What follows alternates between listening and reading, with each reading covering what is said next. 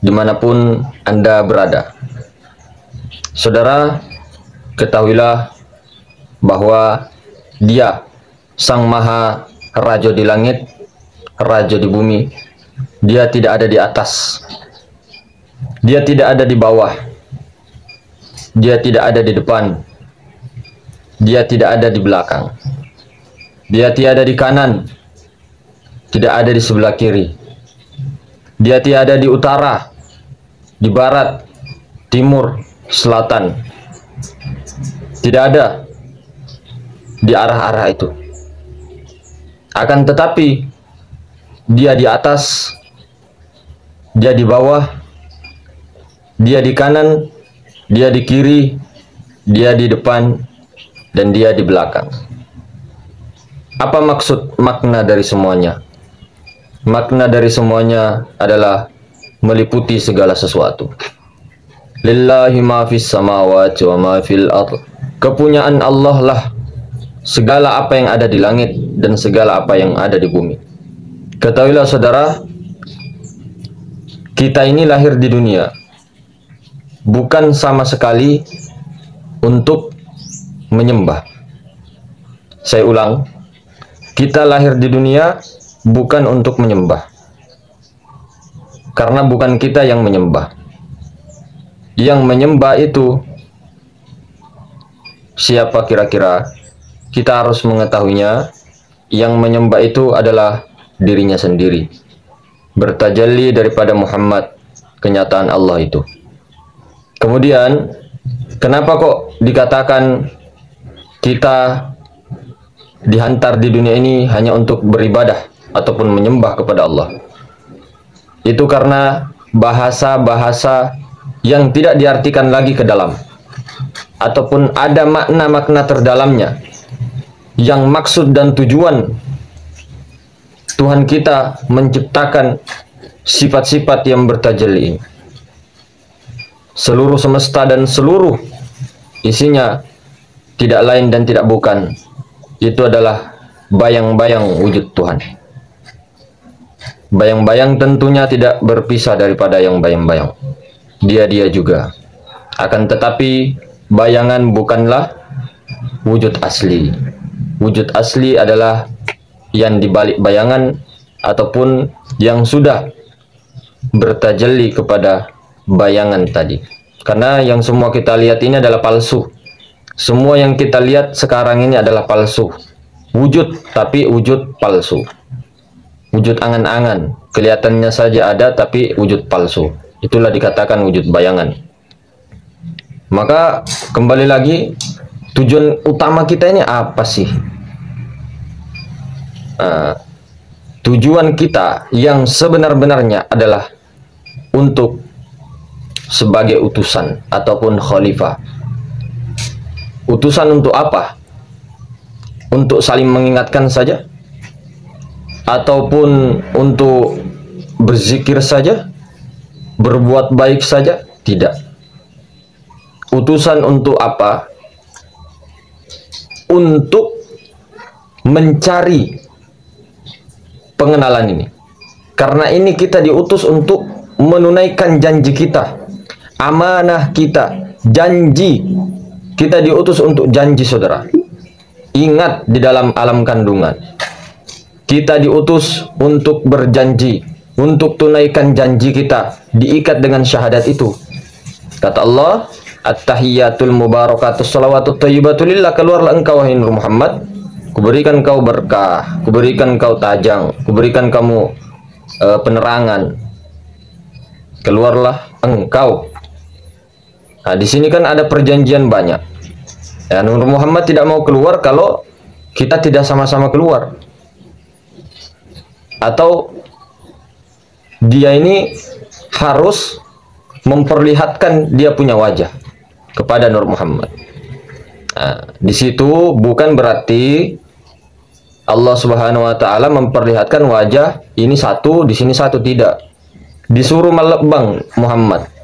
Disuruh ini, hilangkan dia punya diri. Wahai Muhammad, ingat, kamu itu ya aku itu ya kamu. Kamu itu tidak ada, kamu itu ya aku juga karena kamu sifatku. kamu bayanganku. Janganlah kamu mengatakan kamu itu kamu, Muhammad itu kamu. Muhammad, Muhammad itu aku, bukan kamu. Muhammad itu bukan kamu, aku.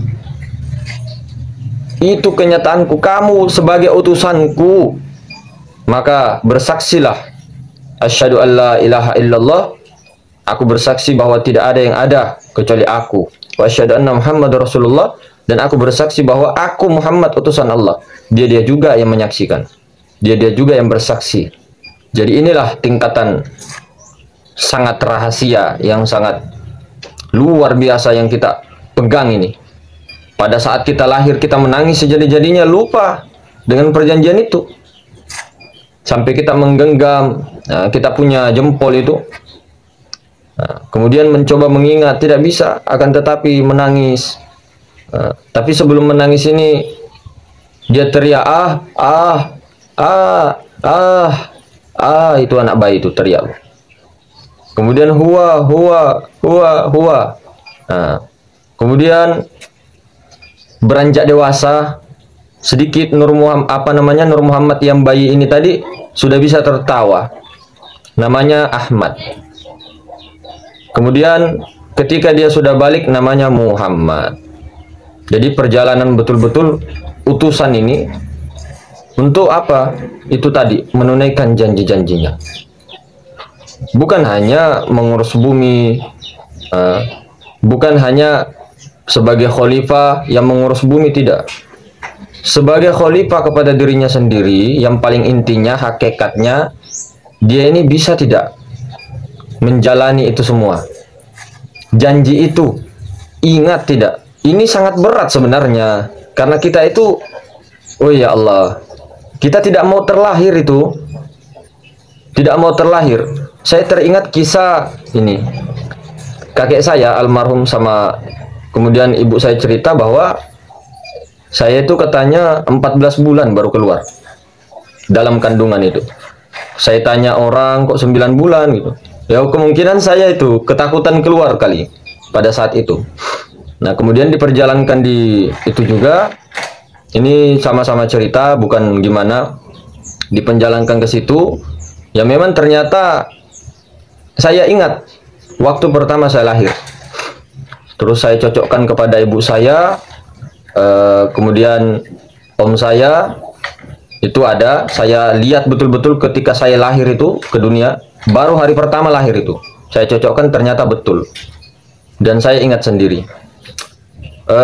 Kemudian apa kira-kira tujuan utusan itu, yaitu Muhammad itu tadi, ruh, nyawa itu, kalau tidak bisa memenuhi daripada amanah atau janji, itu akan tersiksa dia punya nyawa, tersiksa dia punya jiwa, nanti tidak pulang, menangis sejadi-jadinya di alam akhirat sana.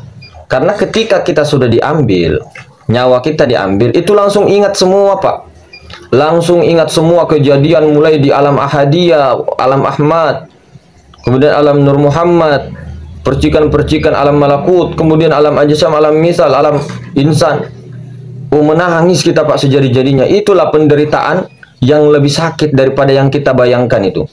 Yang kita dikira bilang dihimpit di kubur, siksa kubur dan sebagainya, itu sakit. Tapi lebih sakit lagi ini Pak. Coba bayangkan, kita ini terlupa ini. Kita ini amnesia ruh. Ketika kita ingat semua, ya Allah, ya Karim, menangis kita Pak, menangis. Mau bagaimana, nasi sudah jadi bubur, ajal sudah, kita sudah diambil. Makanya Rabbana absorna wa sami'na farji'na na'mal solihan inna muqinun. Di situ dikatakan, ya Allah, aku sudah melihat. Absorna wa sami'na, aku telah mendengar. Farji'na, kembalikan saya ke dunia. Na'mal solihan inna muqinun. Untuk berbuat amal-amal kebaikan soleh. Ada juga tafsiran ahli ma'rifat, untuk berbuat kebaikan-kebaikan soleh sesuai dengan ma'rifat kepadamu. Nah, memang tujuan kita ini itu. Lalu apa setelah kita sudah ma'rifatullah? Kita kerjakan rukun-rukun itu, rukun iman dan rukun Islam. Kemudian hukum-hukum kita kerjakan dengan bermakrifat. Bukan berarti kita sudah makrifat terus tidak mengerjakan apa-apa, tidak. Kerjakan semampunya itu syariat. Kalau bisa maksimal, ditambah dengan sunnah-sunnah. Itulah tujuan kita sebenarnya. Yang paling inti itu ini. Yang paling inti itu ini. Kita harus tahu betul-betul. Jadi minta tolong yang belum paham, bukan kita mau mengajarkan atau bagaimana, masuklah join di grup. Chat nomor kita. Kalau ada yang tanya bayar berapa, bayar, tidak ada bayar-bayar, gratis semua. Allah saja kasih gratiskan hambanya. Nafas, semuanya, oksigen. Kenapa kita mau kasih bayar? Nah, kita juga sama-sama belajar di situ. Kita ada chat audio nanti, chat live di WA itu. Ayolah kita sama-sama. Ini sudah betul-betul ini. Kemudian kita mau meluruskan juga tentang di film-film itu ada film namanya Avatar. Itu film dibuat oleh orang-orang barat, Pak. Untuk bagaimana mengelabui supaya Avatar ini diselewengkan. Sebenarnya hakikat maksudnya Avatar itu ada di dalam kitab agama Hindu. Itu sebenarnya betul itu, Kalki Awatara, Kalki Avatar. Itu agama Hindu menunggu satu sosok namanya Kalki Avatara. Itu sosoknya mengetahui ataupun bisa mengendalikan 4 elemen dalam tubuhnya, dalam dirinya, dan di luar dirinya, bisa mengendalikan angin dan sebagainya. Itu Avatar, Kalki Avatara. Jadi, tapi sengaja dibuat oleh Dajjal, dibuat oleh antek-antek Yahudi, Amerika dan sebagainya. Itu untuk ini merubah Avatar itu di film-film supaya ada kayak hewan berbulu Al-Jasasa yang katanya itu dulu di pulau rawat Dajjal, berikan ilmu dan sebagainya. Nah, itu inilah fitnah-fitnah. Kalki Avatara itu orang suci yang ditunggu umat Hindu. Orang agama Buddha juga menunggu ini Maitreya itu. Nah, kita juga di sini menunggu apa? Titisannya Dewata Sewai kalau di kampung kita di Bugis. Di Jawa juga menunggu Satrio Piningit. Ya toh? Di Sunda Budak Angon, Ratu Adil. Di Islam Imam Mahdi. Nah, itu kemungkinan satu sosok semua, tapi wallahu a'lam. Nah, jadi kita luruskan kembali Avatar itu. Itu Kalki Avatar adalah suatu wahyu dari kitabnya agama Hindu. Dan itu memang orang-orang suci yang ditunggu.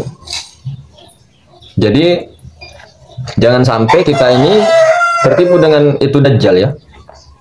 Fitnah-fitnah Dajjal. Mau membolak-balikkan kita punya sejarah. Jadi itu tadi saudaraku, kita harus perlu kembali lagi, penuhi janji ini, carilah itu, perjanjian itu di mana, cari guru yang betul-betul yang bisa menuntunmu, menuntun kita semua untuk sampai ke sana. Jangan yang bertele-tele. Sudah ini, sudah berapa tahun kita ini dibuat bingung, semuanya dibuat bingung, tidak langsung ke intinya dulu. Padahal ini ma'rifatullah, ilmu dasar, ilmu paling dasar. Ini seharusnya dulu yang dipelajari, baru kita bersyariat, baru kita bersyahadat. Ma'rifat dulu baru bersyahadat. Harusnya begitu, mengenal dulu kan baru bersaksi.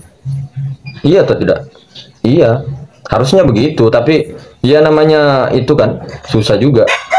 Jadi ibarat agama ini memang bukan diganti, ndak. Mau direfresh seperti kurun awal abad agama ini ada. Seperti zamannya Nabi dengan para sahabat. Yaitu tidak ada musuh bermusuh. Ada paling sebagian. Ada peperangan juga itu karena diserang.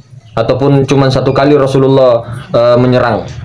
Itu aja. Yang lainnya tidak pernah Rasulullah menyerang duluan. Jadi betul-betul mengembalikan ini, merefresh lah. Ibarat sepeda motor, ya toh, dari pabriknya kemudian dijual di orang, kemudian orang ini mengganti daripada onderdilnya, kemudian dijual lagi, diganti lagi onderdilnya, dijual lagi ke orang yang ketiga, diganti lagi onderdilnya, sudah beda. Nah, sampai orang yang keempat ini dia mau mengembalikan dari dasarnya, dari pabriknya ini motor. Akan tetapi orang-orang semua protes di sekitarnya, wah kenapa ini? Ada apa ini? Kenapa motormu begini? Sesat kamu, itu salah itu. Padahal kita mau mengembalikan motor ini, ya kan? Motor ini yang tadinya dari sana ya harus dikembalikan lagi begitu, direfresh, karena ini sangat luar biasa Pak. 1400 tahun lalu kita ditinggalkan penghulu kita ini. Nah, kira-kira di zaman mana yang pas melenceng? Wallahu alam, itu terserah sampean semua, terserah Anda semua. Mau dibilang apa atau bagaimana itu terserah. Yang penting ini sekarang betul-betul sudah beda ini. Dari sejak ratusan tahun lalu itu sudah beda kita punya ini. Dibengkok-bengkokkan terus, sejarah dibengkokkan terus. Umat Islam syariat aja boleh, toriko aja sudah disesatkan. Apalagi ma'rifat hakikat. Hilang kita punya leher ini. Rumah ini dibakar ini. Padahal ini rumah kos-kosan. Mau dibakar juga ya, silakan. Ya toh, kalau ngomong-ngomong ma'rifat. Sementara ini baru dasar sekali, yang inti malah. Dasar tapi inti dari segala inti. Itu yang dihilangkan, Pak. Otak kita ini dijerumuskan dengan hal-hal yang batil. Yang memang ketika kita kembali lagi kepada sandiwara dunia ini adalah tempat permainan dan senda gurau.